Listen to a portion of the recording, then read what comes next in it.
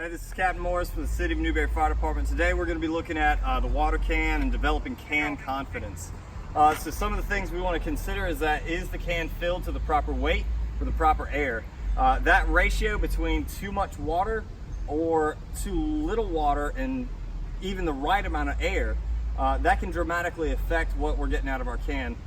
I like to use the 50 rule, 50 feet for 50 seconds. Now, that's a general rule.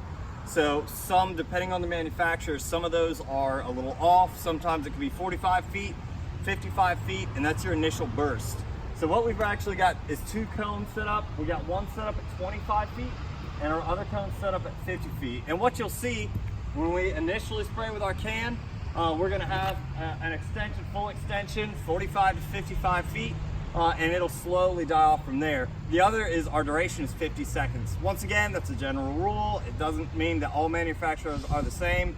There's a little bit of variation from water can to water can. But if we have that ratio set right, we should be good to go. We know that we want our water can to have 2.5 gallons of water in it. What that usually equates to, we got to take shipping weight and all that into consideration, the weight of the can at least. We want to have around 25 to 27 pounds of water in there. We do have something else to kind of help us out with that, and we'll take a look at that when we're filling it. Thanks. We did use two different nozzles for this. The smoothbore nozzle produced a straight stream, and we saw much greater reach with the straight stream, the smoothbore. The second nozzle was the aspirating nozzle, which, as you would expect, does a great job developing a better foam blanket, but has a greatly decreased reach overall. This application is with the aspirating nozzle, and this is actually this firefighter's first time using a water can. So you can see how dramatic the difference is when you apply water to the right areas, attacking the base of the fire, reaching to the seat of the fire makes all the difference in the world when you have limited water.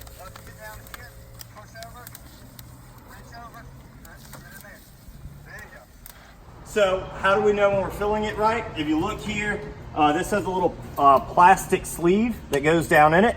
And what that's gonna do is basically when the water line comes down to about here, when the water level comes up to here, it rapidly fills that tube and it sprays water all over you.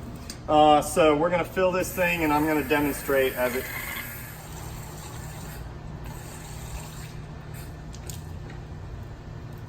So most of the water cans come with this type of tube.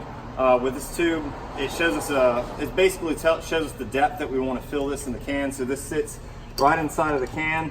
When the water level reaches here, it basically makes a closure, rapidly fills the tube up, and then if we're filling out at the same rate, the tube's going to end up spraying water back at us. So it ends up just shooting out real quick.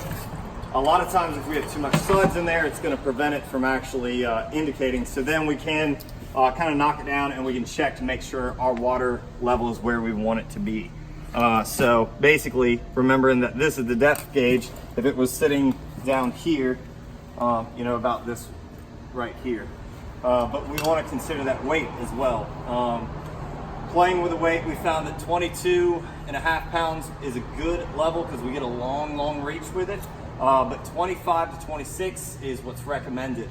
So the advantage is the more water you have, the longer your duration. But if you have a little bit less water, you essentially have more air in there to push with. And so we're able to get a little bit farther reach with that, with a little bit less water, around the 22 pound mark.